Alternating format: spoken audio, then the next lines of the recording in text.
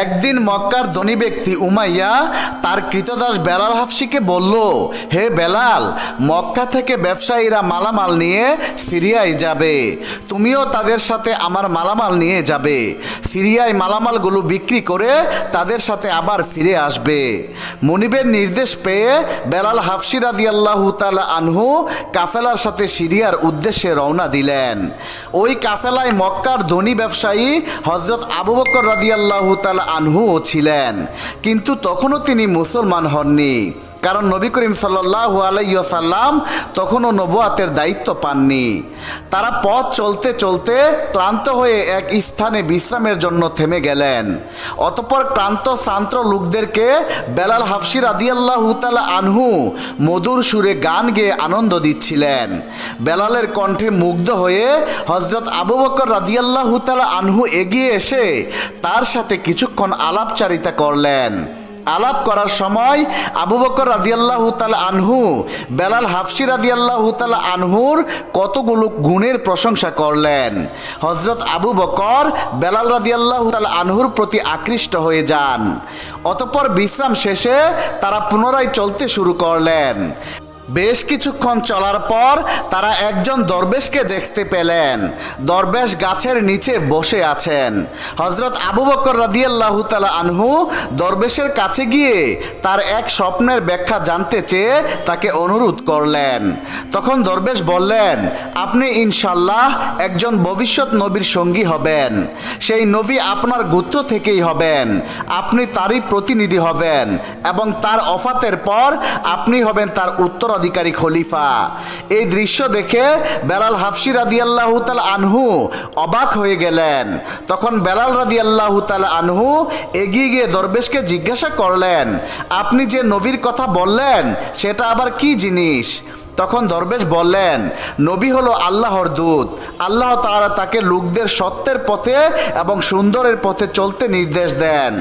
বেলাল হাফসি রাদিয়াল্লাহু তাআলা আনহু এসব কথা শুনে অবাক হয়ে গেলেন, কারণ মক্কার অন্যান্য লোকদের মতো তিনিও মূর্তি পূজা করতেন।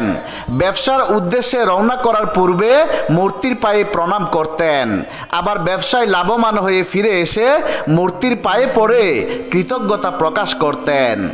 এবার বেলাল হাফসি রাদিয়াল্লাহু তাআলা আনহু ব্যবসা হতে ফিরে এসে হাবল নামক এক মূর্তির সামনে গেলেন এবং মনে মনে ভাবলেন, আচ্ছা, হাবল যদি এত শক্তিশালী হয় তাহলে সে নিজেকে রক্ষা করতে পারে না কেন? আর কিছুদিন আগেই তো এই মূর্তির হাত ভেঙে গিয়েছিল, অতঃপর কিছু লোক তার হাত মেরামত করে দিয়েছিল। এভাবে বেশ কিছুক্ষণ বেলাল হাফসি রাদিয়াল্লাহু তাআলা আনহু মূর্তিগুলো নিয়ে গভীর চিন্তা ফিকির করলেন, ফলে অনেক প্রশ্ন তার মনকে বিক্ষিপ্ত করে দিল। একদিন রাতে বেলাল হাফসি রাদিয়াল্লাহু তাআলা আনহু তার জন্য নির্ধারিত কক্ষেই মাদুরের উপর শুয়ে থেকে চিন্তা করছিলেন। এমন সময় তিনি শুনতে পেলেন কে যেন ফিসফিস আওয়াজে ও বেলাল বলে ডাকছেন। বেলাল রাদিয়াল্লাহু তাআলা আনহু লক্ষ্য করে দেখলেন হযরত আবু বকর রাদিয়াল্লাহু তাআলা আনহু তাকে ডাকছেন। অতঃপর বেলাল রাদিয়াল্লাহু তাআলা আনহু দাঁড়িয়ে গেলেন। হযরত আবু বকর রাদিয়াল্লাহু তাআলা আনহু বেলালের কাছে এসে বললেন, ভাই, আপনি শুনুন, আমি একটি সুখবর নিয়ে এসেছি।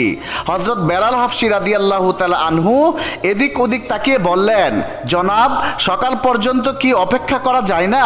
আবু বকর রাদিয়াল্লাহু তাআলা আনহু বললেন, না বেলাল, আমি তোমার মনিবের সামনে তা বলতে চাই না এবং এই প্রাথমিক অবস্থায় তার সামনে যাওয়া ঠিক হবে না। বেলাল হাফসি রাদিয়াল্লাহু তাআলা আনহু বললেন, সেটা কি জনাব? তখন আবু বকর রাদিয়াল্লাহু তাআলা আনহু বললেন, নবীর আবির্ভাব হয়েছে। হযরত বেলাল রাদিয়াল্লাহু তাআলা আনহু বললেন, কে সেই নবী?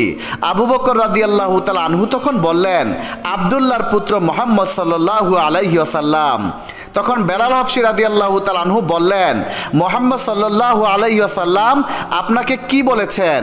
তখন আবু বকর রাদিয়াল্লাহু তাআলা আনহু বললেন, তিনি বলেছেন যে আল্লাহর কাছ থেকে তিনি ওহী পেয়েছেন। আল্লাহ তার বিশ্বাসীদের কাছে বাণী পৌঁছে দিতে এবং অবিশ্বাসীদের সতর্ক করে দিতে বলেছেন। তখন হযরত বেলাল হাফসি রাদিয়াল্লাহু তাআলা আনহু কিছুক্ষণ চুপ করে থেকে প্রশ্ন করলেন, জনাব, যদি কিছু মনে না করেন, আমার জানতে ইচ্ছে করছে যে তিনি আর কি কি বলেছেন। তখন হযরত আবু বকর রাদিয়াল্লাহু তাআলা আনহু বললেন, তিনি বলেছেন সবারই উচিত প্রাণহীন মূর্তিগুলোকে পূজা না করে এই সুন্দর পৃথিবী, আকাশ বাতাস, চাঁদ তারা সূর্য, পৃথিবী এবং এর বাইরের সব কিছু যিনি সৃষ্টি করেছেন একমাত্র তারই ইবাদত করতে। তিনি আরো বলেছেন, আল্লাহ তাআলার কাছে সকল মানুষ সমান, কেবলমাত্র সৎ এবং ভালো কাজের মাধ্যমে মানুষ নিজের এবং অন্যদের কল্যাণ সাধন করতে পারে। তিনি গরিবদের প্রতি দরদি এবং সহানুভূতিশীল হতে বলেছেন।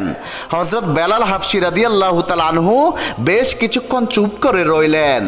আস্তে আস্তে তার মনের পরিবর্তন হতে থাকে, ফলে এক আল্লাহর প্রতি তার বিশ্বাস জন্মে যায়।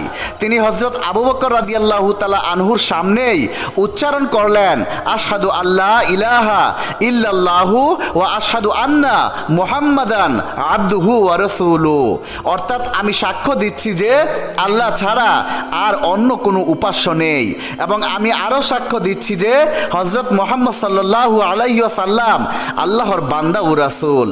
তখন হযরত আবু বকর রাদিয়াল্লাহু তাআলা আনহু বললেন, ইনশাআল্লাহ আগামীকাল রাত্রে আমি আপনাকে নিয়ে হযরত মুহাম্মদ সাল্লাল্লাহু আলাইহি ওয়াসাল্লামের দরবারে হাজির হব।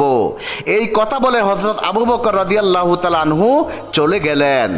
হযরত বেলাল রাদিয়াল্লাহু তাআলা আনহু অনেকক্ষণ ধরে মহান সৃষ্টিকর্তার কুদরতের কথা ভাবলেন। তার মনে হলো তিনি যেন এক নতুন জীবন পেয়েছেন। ইসলাম গ্রহণ করার পরও বেলাল হাফসি রাদিয়াল্লাহু তাআলা আনহু প্রাথমিকভাবে তার কাফেন মনিবের কাজ চালিয়ে যাবেন বলে সিদ্ধান্ত নিলেন। অতঃপর পরদিন রাতে আগের কথা মতো হযরত বেলাল রাদিয়াল্লাহু তাআলা আনহু তার বন্ধু হযরত আবু বকর রাদিয়াল্লাহু তাআলা আনহুর বাড়িতে গেলেন। সেখানে থেকে তারা সতর্ক সৃষ্টি মেলে হযরত মুহাম্মদ সাল্লাল্লাহু আলাইহি ওয়াসাল্লামের বাড়িতে হাজির হলেন। হযরত বেলাল রাদিয়াল্লাহু তাআলা আনহুর দৃষ্টি যখন মহানবী সাল্লাল্লাহু আলাইহি ওয়াসাল্লামের পবিত্র চেহারার প্রতি পড়ল, আর তিনি যখন কানে শুনলেন আহ্বান করা মধুর সুর, তখন হযরত বেলাল রাদিয়াল্লাহু তাআলা আনহুর বুকে এক অভূতপূর্ব ভালোবাসা ও আবেগের সঞ্চার হলো। হযরত বেলাল রাদিয়াল্লাহু তাআলা আনহু হযরত মুহাম্মদ সাল্লাল্লাহু আলাইহি ওয়াসাল্লামের পাশে বসলেন। কৃতদাস মানুষের মতো নয়, বরং একজন মর্যাদাবান সম্মানের অধিকারী মানুষের নেই বসলেন। নবী করিম সাল্লাল্লাহু আলাইহি ওয়াসাল্লামের সামনে তিনি আরো উচ্চারণ করলেন, আশহাদু আল্লা ইলাহা ওয়া আশহাদু আন্না মুহাম্মাদান আবদুহু ওয়া রাসূলুহু। হযরত মুহাম্মদ সাল্লাল্লাহু আলাইহি ওয়াসাল্লামের সাথে কথা বলে হযরত বেলাল রাদিয়াল্লাহু তাআলা আনহুর মন আনন্দে ভরে গেল। এমন আনন্দ এর পূর্বে তিনি পাননি। অতঃপর সকাল হবার আগেই হযরত বেলাল রাদিয়াল্লাহু তাআলা আনহু তার ঘরে ফিরে আসলেন এবং গভীর নিদ্রায় শায়িত হলেন।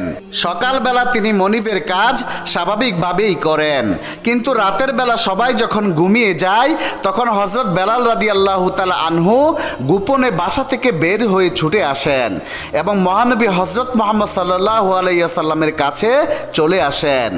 অতঃপর মূল্যবান বাণী শুনেন এবং অল্প কয়েকজনের সাথে তারা নামাজ আদায় করতেন এবং সকাল হওয়ার পূর্বেই তিনি আবার বিছানায় ফিরে যেতেন। একদিন বেলাল হাফসি রাদিয়াল্লাহু তাআলা আনহু কাবাঘরে প্রবেশ করলেন। তখন তার সামনে সারি সারি মূর্তি সাজানো ছিল। তখন তার পূর্বের স্মৃতি মনে ঝলক